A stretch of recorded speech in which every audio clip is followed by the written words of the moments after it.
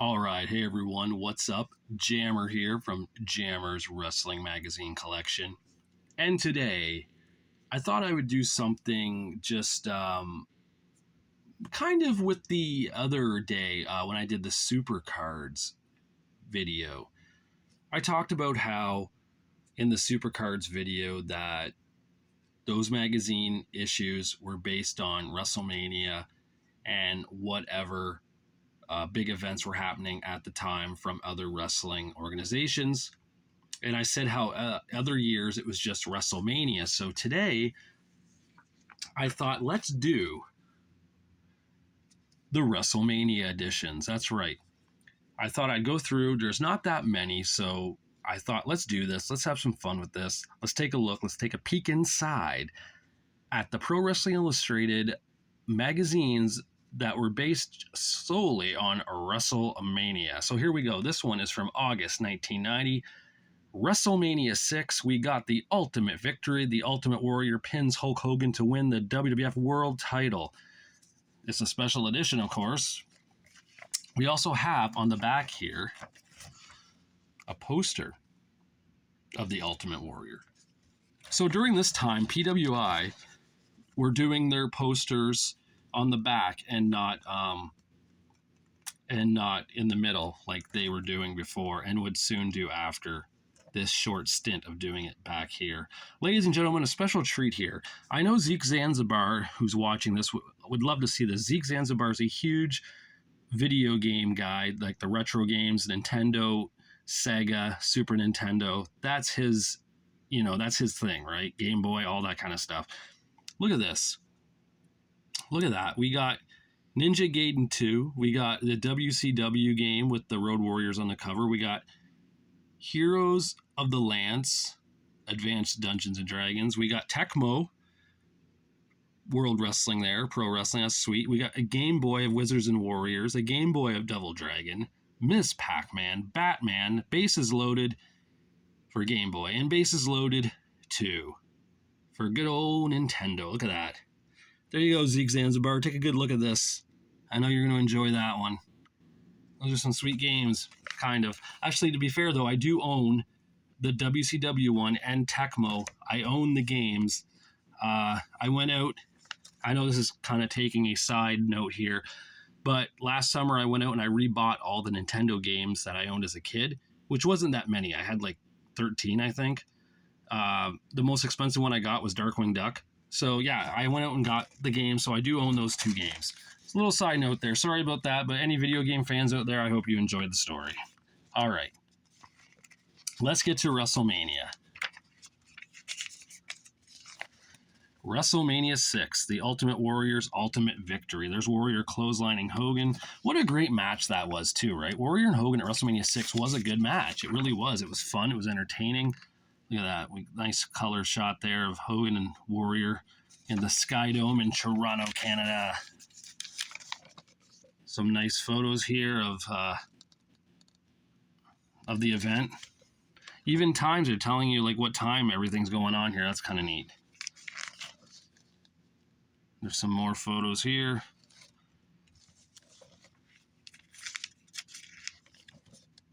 Hogan with that big boot here. Look at that. What a shot. And the leg drop there coming down. Warrior getting ready to move, it looks like. Nice. Oh, what a classic shot that is. Let's get that. That's awesome. I know a lot of people, don't care for the Ultimate Warrior and don't care for Hulk Hogan, but hey, I was 9 years old when this happened, and those two guys were pretty freaking cool to me. I'm just saying. So yeah, there's that one, right? The Ultimate Warrior. Ultimate Victory. Now, the next one is from August 1992, and it's Hail and Farewell. It's all the action and drama of WrestleMania 8. We see the Macho Man with the WWF Championship and Miss Elizabeth, and we see the ultimate return for the Ultimate Warriors. He came out to help Hulk Hogan in his battle with Sid Justice and Papa Shango. Let's see if we can find... Here we go. Look at Ric Flair screaming at the Macho Man and Miss Elizabeth. As Savage is recrowned, is Hogan gone forever? No, he would be back at WrestleMania 9. Jake the Snake Roberts, however, was gone here. This was his last match in the WWF against The Undertaker for 4 years until 1996. The dark match of the night was the Bushwhackers against the Beverly Brothers, a rematch from the Royal Rumble. We have the 8-man tag, an interview with the Legion of Doom, who brought out Precious Paul Ellering again, a bloody Bret Hitman Hart defeating Rowdy Roddy Piper for the Intercontinental title, a bloody Ric Flair kissing Miss Elizabeth. So there we have Tatanka and Martel, the tag title match, a sweet bust there, and of course the main event. This was the last match on the card, Hogan and Sid. So, a little side note here. Vince McMahon wanted to make Sid Justice the number one babyface, the number one good guy, take Hulk Hogan's position, take his spot, have that main event money. And Sid thought he would be more suited better as a heel and kind of just messed up the entire thing for himself.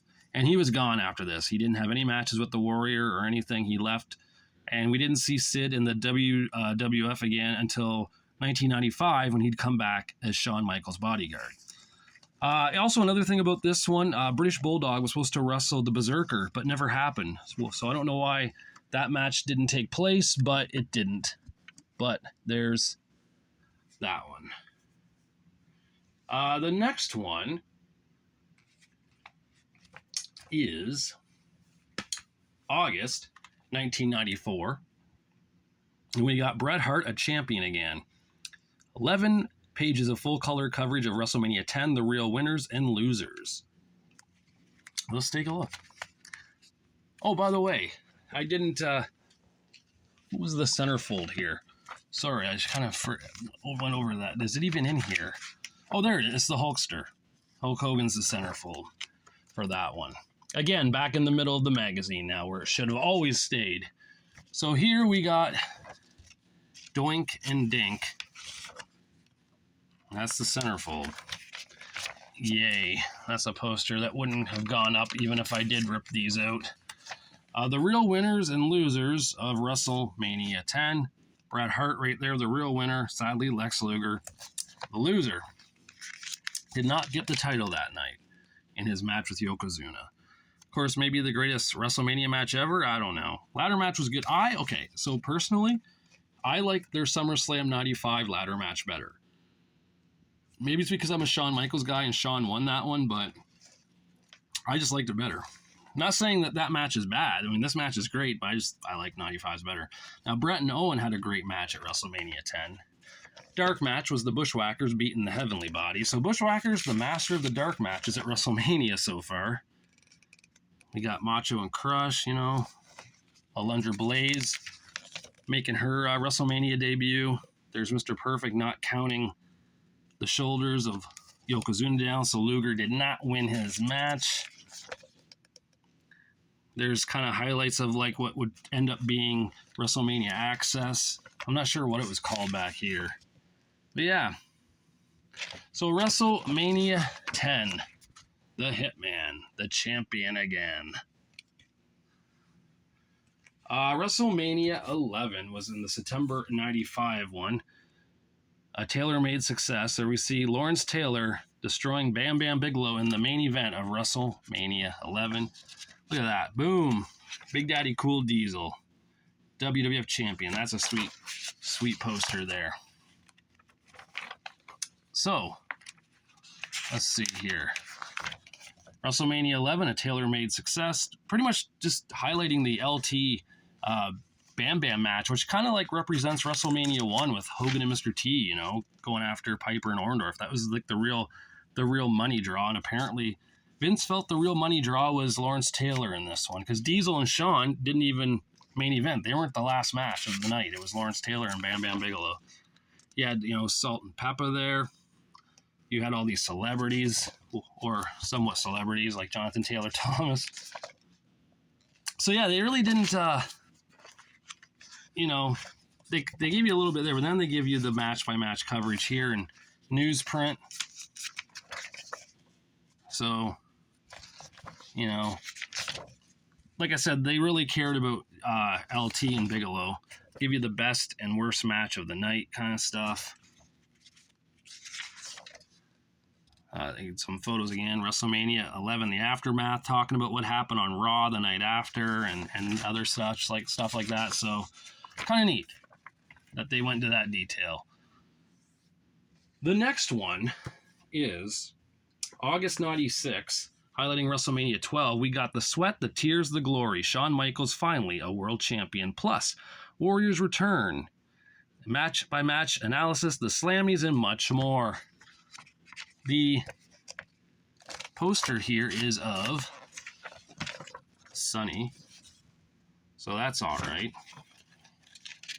And now talking about WrestleMania. The Iron Man steals the show. Shawn Michaels finally a world champion.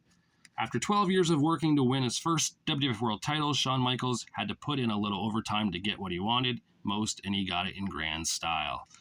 Yeah, I guess so. That was pretty... I mean, okay, so the match. I did not like the match. I love Bret Hart and I love Shawn Michaels, but I found that match to be so boring. Maybe if they would have had some like falls in there, it would have been a little more exciting, but I just did not like that match. The softball game, better stick to your day job, guys. Okay. They did a softball game. The Slammies, good, silly fun. Talking about all the awards there. Big Daddy Cool Diesel's last WrestleMania appearance. You know, the ultimate comeback. There's Piper there against Goldust. Supposed to be Razor Ramon. It didn't happen. And then they give you the newsprint match by match. Moments. The best and worst again, just like the other year. The WrestleMania 12 book of lists. You got the aftermath again, talking about what happened the next night on Raw and such. So, PWI does a good job kind of highlighting this event. I guess that's everything for it. So, yeah, that was that one. Now, that was the last one, because everything after that is now super cards. And the super cards for the rest, I showed you them all already. But I do have some newer ones. And this is from August 2015. We got WrestleMania 31, the real winners and losers. There's Seth Rollins on the cover. I don't know where, let's see, already, right here, they're talking, look at that, that's sweet colored print. They really, I'm not going to highlight all this. I don't think a lot of people care about the newer stuff compared to the older stuff. But yes, they did continue on. Of course, no posters in these. Those days are gone. But yes, we did continue on with the WrestleMania highlighted moments in the PWI here. That was from, like I said, August 2015. This is from August 2016, talking about Roman Reigns defeating Triple H to become WWE champion. So again, they go through here. They talk about the Hall of Fame, which is neat. Talking about each match. So again, pretty much the same layout as the other one. In August of 2017, we get WrestleMania Sorrow and Joy. They thought it was The Undertaker's farewell because he left his hat and jacket and all that in the ring when he lost to Roman, but of course, that wasn't the case. He would end up wrestling still after that. But look at that. We have, it's about time, John Cena asking Nikki Bella to marry him. What a farce that was, right? To this day, I don't think they were actually legit dating. I still think that it was just an act for Total Divas and everything, and they just got paid to be together. Maybe they were dating. Maybe they ended up dating because of that, but now John Cena's married now. Nikki Bella's married now, but not to each other. Come on, something's weird about that. But this is WrestleMania 33, and, they highlight that. That was Seth Rollins' return against Triple H.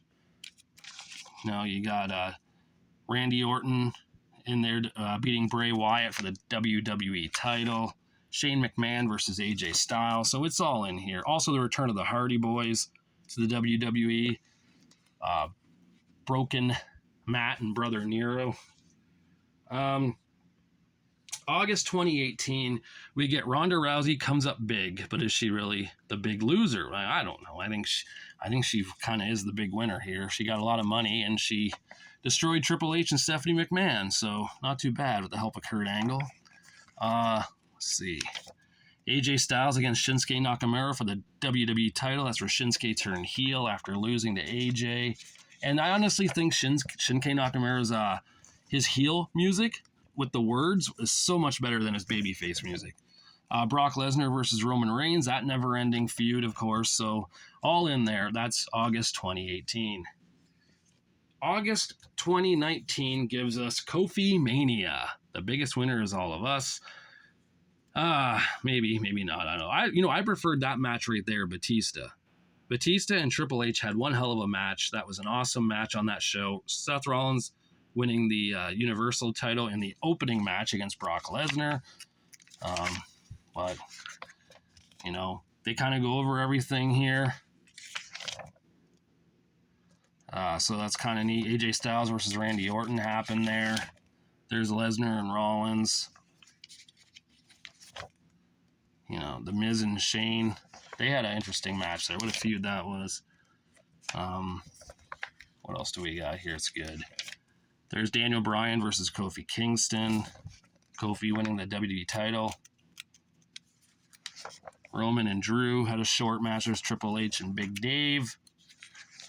Kurt Angle and Baron Corbin. Oh my God. Balor, Lashley. And there's the main event. Ronda Rousey, Charlotte Flair, and Becky Lynch. So, there we go. And the last one I have here is August 2020 with Drew McIntyre on the cover. This is during the COVID days, right? COVID-19. Remember those days? I vaguely remember it. It felt like a different time, a different life we were living in, a different world. But yes, they have the WrestleMania results in here. If I can find them. Yeah, right here. And this was all in the Performance Center with no fans. So it was kind of weird to see, matches taking place with no fans. But yeah, what a cool, what a drop down from Kofi. The year before, WWE champion to wrestling in a ladder match with John Morrison and Jimmy Uso for the tag titles. Like, what a weird situation that is. Goldberg and Braun Strowman for the Universal title, where Braun was victorious. We got Undertaker and AJ in that awesome match there. That was the Boneyard match. That was one of the best matches for Undertaker. That was a perfect way for him to end things. Oh, we got Charlotte Flair versus Rhea Ripley for the first time for the NXT Women's title. Edge and Randy Orton in that crazy 45-minute match that went all over the Performance Center. John Cena versus The Fiend in that ridiculous match. Undertaker, it probably wouldn't be ridiculous if this happened first, but to compare it to the night before with Undertaker and AJ, that match was just horrible. And then we get Drew McIntyre and Brock Lesnar for the WWE Championship. So, that's it. That was it for the WrestleMania ones. I'm sure there was other ones, in between 2021 through 2014. I just don't have them. But yeah, so there we go. The complete WrestleMania covers I have there. And, they are what they are. I don't know why at the time PWI didn't cover other things, especially back in 1990 and 92 and 94. I'm pretty sure WCW was probably running events then around that time frame, but I guess it didn't matter. All that mattered was WrestleMania at that time. So they got the cover and the major story. As for the newer stuff, I don't know why PWI didn't cover TNA or Impact Wrestling, whatever you want to call it, or Ring of Honor. I'm pretty sure that in the last 10 years or so, maybe even longer, that during WrestleMania weekend, that indie feds would do shows in the same city that WrestleMania was happening at. Like, I'm pretty sure Ring of Honor would do a show there, and such. So, and I know other ones did too. I just can't think of their names right now. I don't really follow indie wrestling, you know. I did more so in the '90s. I knew of, like, IWCCW and SAPW, which was like South Atlantic Pro Wrestling. I'm pretty sure that's what it's called. That's where, like, Tatanka got his start, and Ken Shamrock and all that. Um, I knew of a lot of those indie feds then, but nowadays I couldn't tell you any. So, but yeah, PWI definitely gave a lot to the WrestleMania. They wanted to show off the winners, the losers, give you the facts, give you the results, give you little tidbits. They went above and beyond for what they could for WrestleMania. And these are all enjoyable magazines. Definitely, if you don't have them, you should try to get them for your collection. So if any of you out there have any of these, let me know. Or, what do you, or did you go to any of these events, right? Like, some of these WrestleManias were pretty amazing WrestleManias. Some not so, but, that's the way it is with wrestling, especially with WWE. You're going to get some good ones, you're going to get some bad ones, right? But yeah, so, you know what? I'm up to 54 subscribers now. I can't believe 54 of you people watch these, or at least try to watch them. Thank you. I mean, it's been fun. This has been fun, so I don't plan on stopping anytime. So just I'm going to keep this channel alive and going. If you guys keep supporting me and watching them and liking them and leaving comments and sharing, share my videos with people too if you want. If you know people who like some of these things, share it, it's just fun for all of us. It's a good way for all of us to keep connected, and I like that. So, all right, thanks for watching this video about the WrestleMania covers for Pro Wrestling Illustrated, and I will talk to you later.